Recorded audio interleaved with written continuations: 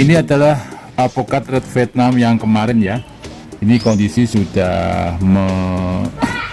memasuki fase remaja ya ini ya. Dan ini kondisinya buahnya ukurannya sedang ya ini ya. Ini kemarin yang tersisa ada 2. Ini yang 1.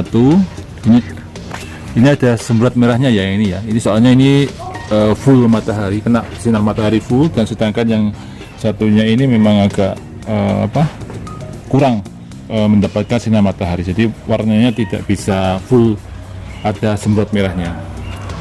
Oke, kita akan tunggu alpukat red Vietnam ini sampai masak di pohon ya. Nanti kita akan mengetahui bagaimana warnanya sekaligus rasa dari alpukat red Vietnam. Oke.